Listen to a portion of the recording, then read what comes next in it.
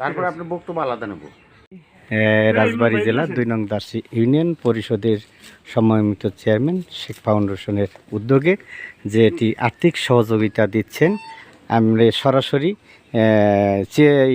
সম্মানিত চেয়ারম্যানের কাছে একটু জানতে চাবো যে আসলে সে একজন ফেরিওয়ালা, এই দাসী ইউনিয়নে বিভিন্ন অসহায় মানুষের পাশে দাঁড়াচ্ছেন এবং আর্থিক সহযোগিতা বিভিন্ন ধরনের মানুষের বাড়ি বাড়ি গিয়ে সে খুঁজে এই আর্থিক সহযোগিতা দিচ্ছেন। আমি একটু ওনার কাছে জানতে চাবো, একটু বলেন চেয়ারম্যান সাহেব। ধন্যবাদ। আসলে আপনার কীভাবে আমি বলবো, আসলে আমি নিজেই অভিভূত হয়ে গেছি। আসলে এই মেয়েটা আমাদের অতি গরিব দরিদ্র মানুষ। আসলে আপনার কামাল দিয়ে আমাদের 8 নম্বর ওয়ার্ড গোপীনাথ দিয়ে তার মা অনেক কষ্ট করে মেয়েটারে পড়াশোনা করেছে, রাজবাড়ী সরকারি কলেজে পড়তো।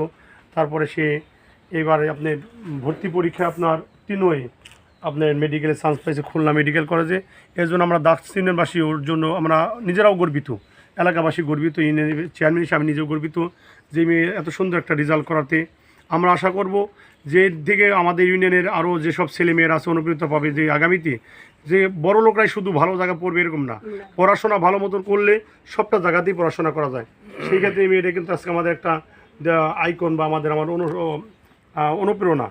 যে আজকে আমাদের রাস্তাঘাটের অবস্থা কিন্তু ভালো না, দেখেন এখান থেকে কাদার মধ্যে হেঁটে হেঁটে যা রাজবাড়ী সরকারি কলেজে পড়াশোনা করে আবার আপনার ঢাকা আপনার এই এখন খুলনা মেডিকেল কলেজে চান্স পেয়েছে। এর জন্য ওর জন্য শুভকামনা থাকলো।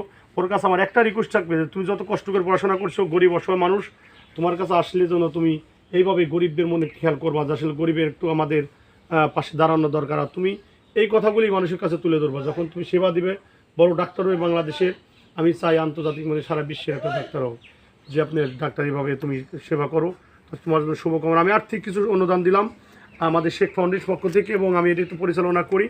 তোমার সমস্যা হলে আমার সাথে যোগাযোগ করো, আমি সাধ্য অনুপাতে তোমার চেষ্টা করবো তোমার পাশে দাঁড়ানোর জন্য, ঠিক আছে?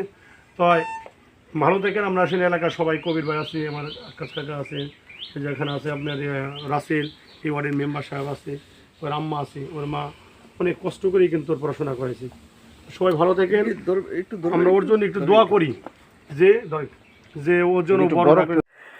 রাজবাড়ী জেলা ২ নং দাসী ইউনিয়ন গোপীনাথ দে গ্রামের এই পিয়া খাতুন, সে খুলনা বিভাগে মেডিকেল কলেজে চান্স পেয়েছে বলেন এবং সে অতি দরিদ্র পরিবারের এই মেয়েটা। সে জানান যে হাঁস মুরগি ছাগল বকরি তার মা লালন পালন করেন এবং সে নিজেও করেছেন বলে জানান। সেই সাথে তিনি অনেক কষ্ট করে পড়াশোনা করেন।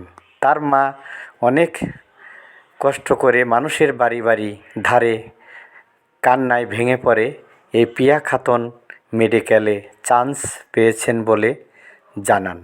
আর সেই বিষয় নিয়ে আমি আপনাদের সাথে রয়েছি, আমি শেখ মোহাম্মদ বিল্লাল হোসেন, অনলাইন নিউজ বাংলা, রাজবাড়ী জেলা ২ নং দাসী ইউনিয়নের সম্মানিত চেয়ারম্যান মোহাম্মদ দেলোয়ার শেখ, শেখ ফাউন্ডেশনের উদ্যোগে এবং আর্থিক সহযোগিতা প্রদান করেন এই পরিবারের জন্য। এই পিয়া খাতুনের পাশে সে দাঁড়াইছেন এবং সে আর্থিক সহযোগিতা হাত বাড়িয়েছেন বলে আপনার একটু সার্বিক সহযোগিতা করছে রাজবাড়ী জেলা যে ২ নং দাসী ইউনিয়নের চেয়ারম্যান।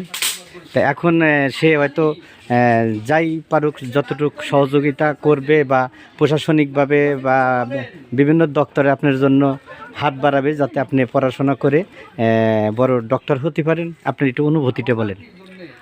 প্রথমত আমি চেয়ারম্যান সাহেবের কাছে কৃতজ্ঞ যে তিনি আমার পাশে এসে দাঁড়িয়েছেন এবং আমাদের পাশে এসে দাঁড়িয়েছেন। আমি খুবই খুশি যে উনি আমাদের সাথে আমাদেরকে সহযোগিতা করার চেষ্টা করেছেন। কোন ইউনিয়ন চেয়ারম্যান নাম কি জানেন? হ্যাঁ, ওনার নাম দেলোয়ার হোসেন, দাসী ইউনিয়নের। হ্যাঁ, উনি দাসী ইউনিয়নের চেয়ারম্যান। তাই না, আপনার পাশে তিনি দাঁড়াইছেন, আর্থিক সহযোগিতা দিয়েছেন। জি, আপনি তার প্রতি কৃতজ্ঞ। কি নাম আপনার? প্রিয়া খাতুন। আচ্ছা, বলি আমার আম্মু কোনো কিছু চিন্তা না করে আমাকে তার কাছে যে অর্থ ছিল তা দিয়ে আমাকে ঢাকায় নিয়ে যায় এবং ঢাকায় আমি বিভিন্ন মানুষের সহযোগিতা পেয়েছি।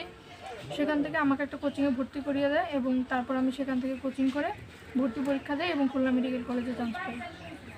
এখন এই যে ভর্তি থেকে শুরু করে এখন শেষ পর্যন্ত তোমার কি চাওয়া কিভাবে চাওয়া? আমি মেডিকেল কলেজে এখন যদি ভর্তি হই, ভর্তি হওয়ার পরে যদি একজন ডক্টর হিসেবে হয়ে বের হতে পারি, তাহলে আমি জনগণের সেবা করতে চাই, আমি দেশের নাম উজ্জ্বল করতে চাই। এবং সরকারের সার্বিক সহায়তা, এই পড়াকালীন সময় সরকারের সার্বিক সহযোগিতা চাও, বলো। এবং এই পড়াকালীন সময়ে 5 বছর যে মেডিকেলে পড়তে হবে, এই পড়াকালীন সময় আমি সরকারের সার্বিক সহযোগিতা চাই।